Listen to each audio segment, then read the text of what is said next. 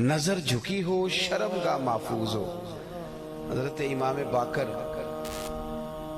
رضی اللہ تعالیٰ عنہ سے کسی نے کہا حضور مجھے کوئی ایسی نفلی عبادت بتائیں جو سب عبادتوں سے افضل ہو، میں وہ والی کرنا چاہتا ہوں۔ لوگ کوئی وظیفہ بتاتا ہے، کوئی وظیفہ بتاتا ہے، کوئی وظیفہ بتاتا ہے، تو مجھے نہ آپ نفلی عبادات میں سے وہ عبادت بتائیں جو سب سے زیادہ افضل ہو۔ تو امام باقر رضی اللہ تعالیٰ عنہ فرمانے لگے رزق حلال کمایا کر اور شرمگاہ کی حفاظت کیا کر، یہ سب عبادتوں سے افضل عبادت ہے۔ ان دو چیزوں پر توجہ دے۔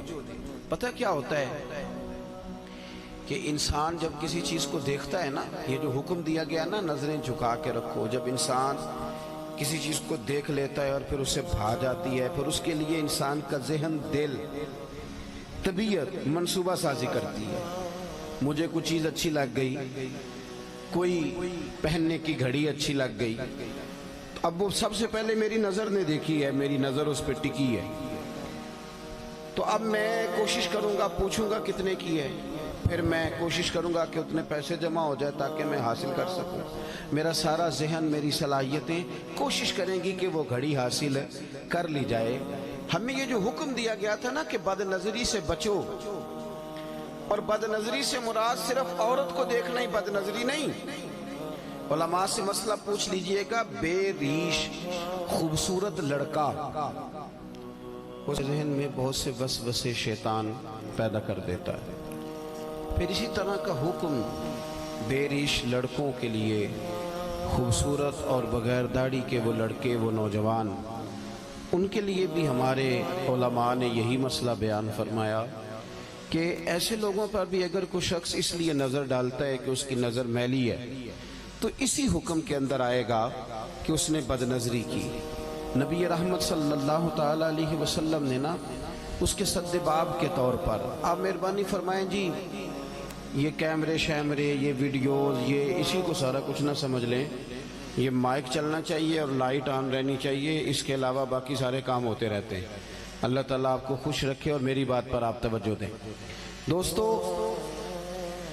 ہمیں اس کے سد باب کے طور پر چند چیزوں کا شریعت اسلامیہ نے حکم دیا۔ ایک تو یہ کہا کہ اپنی نظر کو جھکا کے رکھا جائے، انسان کی نظر بے دریغ ادھر ادھر نہ اٹھے، وہ اپنی طبیعت میں کوئی ایسا ہیجان پیدا کرنے سے ہی بچے کہ وہ میلی چیزوں کو دیکھے۔ پھر اس کے ساتھ ساتھ عورتوں کو حکم دیا گیا کہ وہ باپردہ رہیں، اپنی زینت کو ظاہر نہ کریں۔ ہمارے زمانے کے اندر عورتیں اپنی زینت کو ظاہر کرنے میں اس قدر زیادہ عروج پکڑ گئی ہیں کہ کوئی انہیں منع کیا کرے، وہ لوگ جنہوں نے منع کرنا تھا وہ خود اس جرم میں شریک ہو جاتے ہیں۔ عورت کے لیے یہ حکم تھا کہ وہ بن سور کے باہر نہ نکلے، اپنی زینت اپنے خامند کے علاوہ کسی پر ظاہر نہ کرے۔ اب آپ یہ دیکھیے کہ یہ مردوں کی بہت بڑی ذمہ داری تھی کہ وہ خواتین کو اس پر سمجھاتے اور قائل کرتے، ان کی توجہ اس بات پر دلاتے کہ تمہارا اپنی زینت کو چھپانا تمہارے لیے فائدہ مند ہے۔ جدید ہمارا جو سیکولر طبقہ ہے وہ یہ کہتا ہے کہ پردہ عورت کے لیے قید ہے، تو ہم یہ کہتے ہیں کہ رات کو جو آپ تالا لگا کے اپنے گھر کو اندر سے سوتے ہیں اور سارے کواڑ آپ بند کر لیتے ہیں، تو کیا آپ قید ہو کے سوتے ہیں؟ جب آپ نے سارے تالے لگائے، میری طرف توجہ کریں جی، آپ مہربانی فرمائیں، موبائلوں پہ کم دھیان دیں، اتنا تو وقت ہی نہیں ہے، مجھے رخصت ہونا ہے آپ سے۔ کیا جب آپ سارے دروازے بند کرتے ہیں گھر کے اور ساری کھڑکیاں بند کرتے ہیں اور تالے لگا کے آپ چابیاں بھی چھپا لیتے ہیں، تو کیا آپ اپنے گھر میں قید ہو رہے ہوتے ہیں کہ محفوظ ہو رہے ہوتے ہیں؟ بول کے بتائیے۔ چلے کچھ بھی نہیں ہوتا، اگر آپ بولیں گے تو میرا وعدہ ہے کچھ بھی نہیں ہوگا۔ قید ہوتے ہیں کہ محفوظ ہوتے ہیں؟ او خدا کے بندے، قید ہونا اور بات ہے، محفوظ ہونا اور بات ہے۔ بس اس باریک نقطے کو سمجھ لیں کہ عورت جب پردہ کرتی ہے تو وہ قید نہیں ہوتی، وہ محفوظ ہوتی ہے۔ وہ گندی نظروں سے، میلے کچیلی نظروں سے اپنے آپ کو محفوظ کرتی ہے۔ حدیث سنیے، بہقی میں موجود ہے، امام بہقی فرماتے ہیں کہ لعنت اس پر جس نے بری نظر سے دیکھا۔ हुजूर फरमाते हैं लानत उस पर जिसने देखा, और फरमाया लानत उस पर जिसे देखा गया। जिसने देखा उस पर भी लानत और जिसे देखा गया। इसका क्या मतलब है? इसका मतलब यह है कि जो बंदा बन सवर कर तैयार होकर, जो औरत बन सवर कर तैयार होकर बाहर निकली ही इसलिए थी कि मुझे देखा जाए, उसके जहन में ये बात थी मुझे देखा जाए, तो हुजूर फरमाते हैं इस पर भी लानत हो। मुझे बतलाइए ना, ये जो औरतें नए कपड़े पहन के और भड़कीले किस्म का फैशन करके बाहर निकलती हैं, किस मकसद के लिए निकलती हैं? शादी ब्याह और दीगर तकरीबात में जो जाया जाता है उसके पीछे मकसद क्या होता है? क्या वो इसलिए जाती हैं कि सिर्फ मेरा खामद मुझे देखे, सिर्फ इसलिए कि मेरा शौहर मुझे देखे, इसलिए जाया जाता है?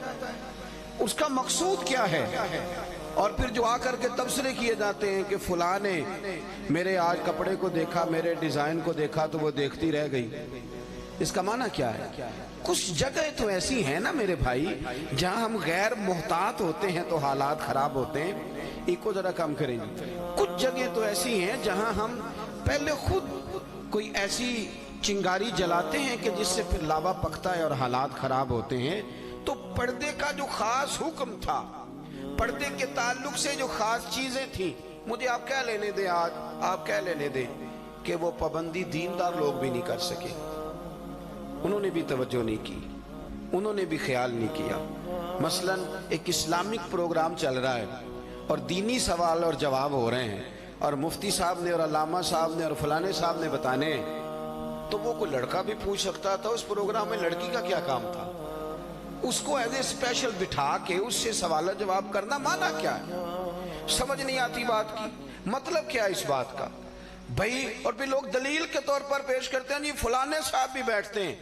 तो मैंने कहा फलाना साहब दीन के लिए दलील नहीं है, दीन के लिए रसूल पाक की जात दलील है।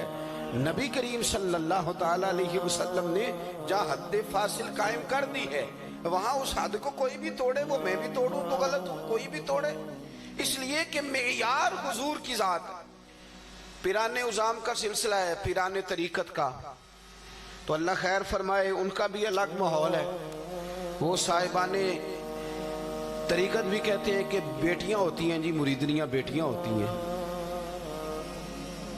आपके पास तो इसकी नस कोई नहीं ना, लेकिन नबी पाक की अज़वाज मोमिनों की माएँ हैं, इस पर तो कुरान की नस मौजूद है ना कि वो मोमिनों की माएँ हैं। तुम्हारी, तुम तो कह रहे हो ना बेटियां होती हैं, बेटियों जैसी हैं, हो गई तुम्हारी बात, तुमने कर ली, पर इस पर तो नस मौजूद है ना, इस पर तो कुरान मजीद की वाज़े बय्यन मुहकम आयत मौजूद है ना कि ये नबी करीम की जो अज़वाज हैं ये मोमिनों की माएँ हैं। लेकिन हजरत उम्मे सलमा रदी अल्लाह तआला अन्हा फरमाती, हम बैठी हुई थी तो नाबीना सहाबी हजरत अब्दुल्ला इब्ने मखतूम आए, तो नबी करीम ने फरमाया पर्दा करो। पीर साहब ये माँ है मोमिन की, और वो माँ जिसे कुरान ने माँ कहा है, हुजूर ने फरमाया पर्दा करो। एक मसला जरा और भी देखना, यहाँ एक बात और भी समझना, पर्दा करो या रसूलल्लाह वो तो नाबीना है, तो नबी पाक अलैहिस्सलाम ने फरमाया तुम्हें तो नजर आ रहा है ना। एक बात और जरा यहाँ ठहर के समझना कि सिर्फ मर्द ने ही नहीं रुकना औरत को देखने से, औरत ने भी रुकना है मर्द को देखने से। हुजूर ने फरमाया तुम पर्दा करो, तुम अपनी आंखों को रोको। माना क्या है कि अगर मर्द ने औरत को, मतलब वो बीबी कहती है जी मैं बापर्दा हूँ, आप किस किस्म की बापर्दा है? कहती मैं बुर्का पहनती हूँ, नकाब भी करती हूँ, फिर सारा बाजार घूमती हूँ, फिर मैं सवेरे कोने शुरू होती हूँ और आखिर तक जाती हूँ। भाई ये कौन सा बापर्दा मिजाज है? ये कौन सा बापर्दा मिजाज है कि आप हर दुकानदार के साथ जाके बहस करती हैं, हर एक के साथ कलाम करती हैं, हर एक को बताती हैं कि फलां मौके पर फलां चीज भी मैं लेने आई। आपको हुक्म तो ये दिया गया था कि बिला जरूरत आपको घर से ही नहीं निकलना, और बड़ी मजबूरी के साथ भी निकलना है तो फिर भी आपको बड़ी माकूल बात करनी। और फिर कुरान मजीद ने तलकीन की कि औरत मीठी बातें भी नहीं करेगी। मर्द के लिए हुक्म है ना कि वो बड़ा मीठा बोले, अच्छा बोले, लेकिन औरत अगर गैर महरम के साथ बात कर रही हो तो मीठा ना बोले, ऐसा लहजा इख्तियार ना करे कि सामने वाले को दिलचस्पी पैदा हो। اور اس کے دل میں کوئی کجی آئے، وہ دو ٹوک سی مختصر سی جامع سی بات کرے، مدعات جتنے کم لفظوں میں بیان کر سکتی ہے وہ کرے۔